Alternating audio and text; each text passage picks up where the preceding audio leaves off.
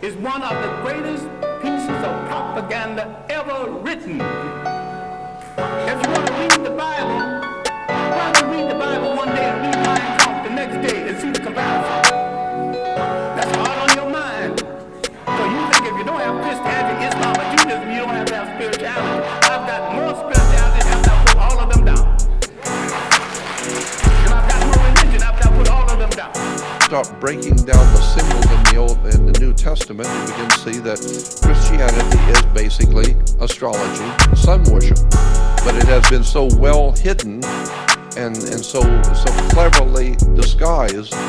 And once you start breaking them down and reading the whole story, it becomes overwhelmingly obvious. This is what we're talking about. Again, carved in stone on the temple of Aset, right here on the island of Philae. It is here. It tells where the Western world literally came like scavengers and took various scenes to make up the Western world.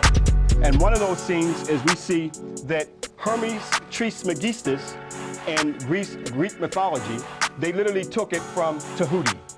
It is here that our ancestors had a study from the 42 books of Tahuti, representing science, law, and intelligence, who was represented as the ibis bird that you saw. We saw those little white birds that we saw come over here. So our ancestors looked at nature. We didn't worship the bird, but it was an attribute of science, attribute of intelligence. Tahuti writing down the deeds of our life on earth as we lived here.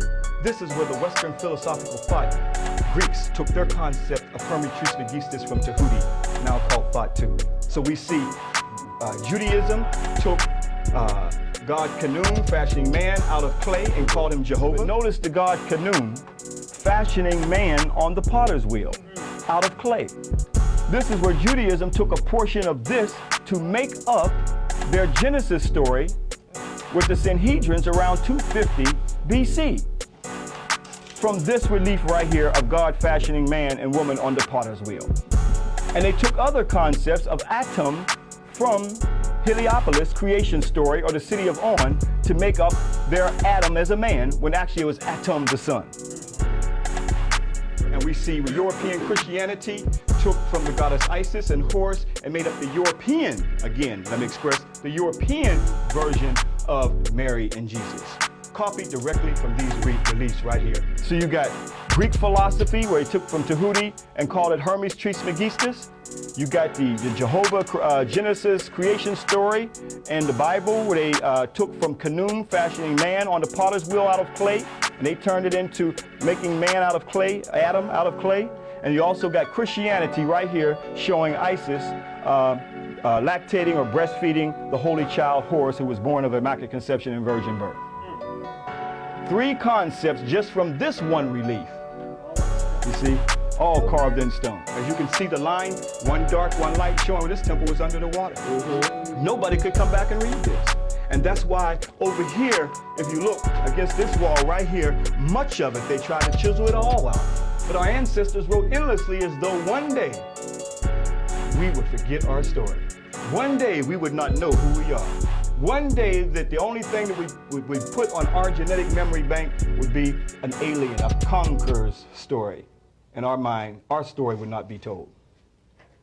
And that's why Justinian in the 6th century AD came in and closed these temples down. About the ancient religions of the world. Moses was a lunar deity. Moses was a leader of the moon cult. This is why in all the paintings and sculpturings in Europe, you will always see Moses wearing horns. You ever seen that? Moses wearing horns. It's in the Vatican. It's in all the museums of the world. Why is Moses always pictured with horns? Because Moses was a leader of a lunar cult, the moon worshippers. So at one time, the Jews were worshippers of the moon. And that time, a period of time, we call the period of Moses. Who, of course, in the lower quarter was the horns. And this is why they wore horns. In Arabia, there's a high mountain range in Arabia. And at night, from the Egyptian side, the moon comes up in the east, and it comes up from a mountain range. And so the ancient peoples believed that the moon was a god, and it lived in the mountain. And there are religious celebrations of the old man of the mountain, the moon god. And in the ancient Arabic system, the moon god was called Sin, S-I-N. That was his name. The moon god of Arabia was Sin. And a mountain in the ancient language was spelled Ai. So you take the mountain Ai with the god who lived in the mountain, the moon god Sin, and put it together, it becomes Sinai. So you get Moses goes up into Sinai. No, it's Sin Ai, the mountain of the moon god. And this is why Jews have their celebration after sundown, because that's when the moon comes out. They don't have their celebration during the day because that's when the sun's out. So that's the time for Christians to celebrate God's Son. The Jews are worshiping the moon god, Sin. Once you lose track of your heritage, you lose track of your liberty in this world. The Europeans doing the slave trade not only read the African out of history, they colonized history, they colonized information about history, they colonized image, they colonized the image of God. The white man has turned it into these other perversions and got you worshiping up him as the image of God. He's actually made God in his image. And then got you worship up his image. But if you just took the 12 tribes of the Old Testament and look up the etymology of the name of each tribe, took the 12, the disciples of Christ, and etymologically studied them, you're talking about qualities and attributes to be developed in the human personality that you can find as forces in nature already. That's what it's about. Y'all understand it? Did y'all understand that? Y'all something like, did y'all really get it? And for the Muslim brothers, they call it the 99 pearls of faith. But most people with religion, they're trying to incarcerate you. They're trying to liberate you. Alright? So you got the gift with that. I want to be free to be God. I don't want to be imprisoned by God.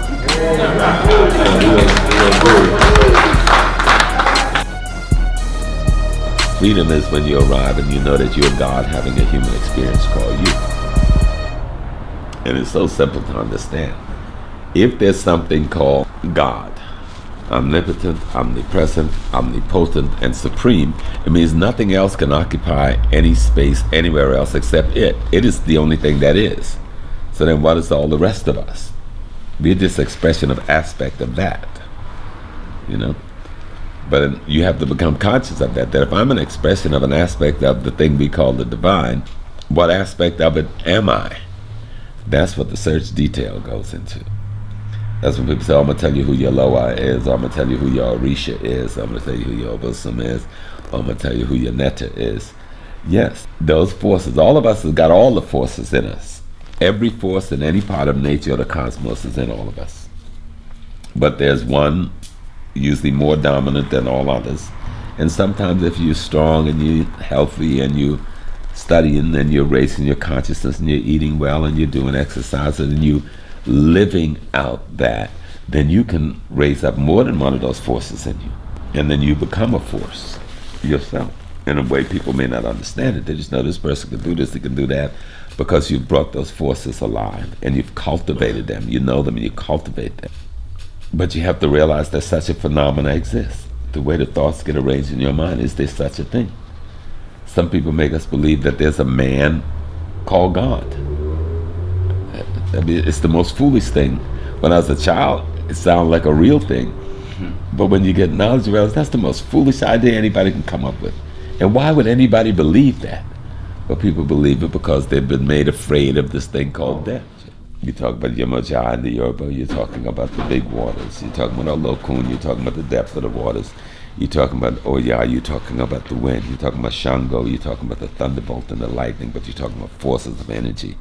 So all of the things that we call deities, Orishas, or Bosum, Loas, represented forces in nature.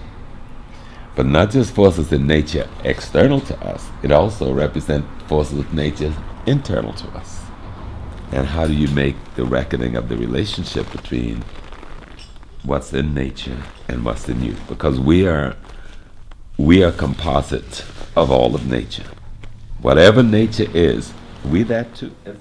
If you look at indigenous African religion belief systems, If you look at the idea when Africans had no churches of any consequence, because these fools came here and said, this is the house of God, and the African looked at that church and said, if God who made the wind, the spring, made the ocean roar, and you're going to tell me he can fit into a little thing you call a church? That is no house of God. So some Africans had the common sense enough to move away from it, and some had the common sense to burn it down.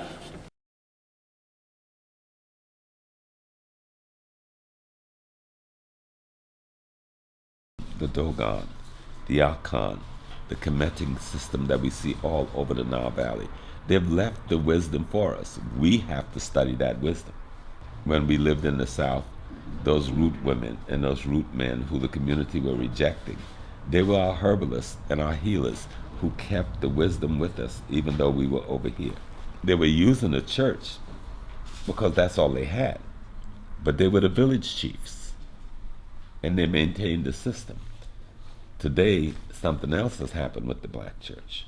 But if you go back into the 1800s, the turn of the century, you were basically talking about the African village and the African chief, and you were talking about extended families and how it gets structured and how it gets organized as a clan with their totems. But we have to first know, what of Africa have we kept? And you're not going to know that until you start studying what Africa is. That thing that Jesus went to and represent should be the experience of every man coming into consciousness. When you come into consciousness, you become what they call God. But not what people are calling consciousness today is you have a certain amount of information. You read 2 books, you watch a video, and then they said, I'm the conscious community, and most of them are as dead as someone in the cemetery. That's not the conscious community. This is the conscious community right here. The conscious community is not very big. It's a very small group of people trying to wake up the other people so that this conscious community could expand. But the enemy will play a trick on you. It'll make you think you're awake when you're fast asleep. And I think, I remember hearing a song a brother in the Bahamas sang, and it was called Being Wide Awake in a Dream. And a lot of us are wide awake in a dream, but we're really still asleep, but we think and we're dreaming that we're awake. And we're trying to convince people that we are awake when we're really sleeping. Our ancestors did not leave us empty-handed. All the information we need, they've left it for us. They've left it for us in the form of our traditional system, the Dogon, the Akan, the Kemetic system that we see all over the Nile Valley. They've left the wisdom for us. We have to study that wisdom.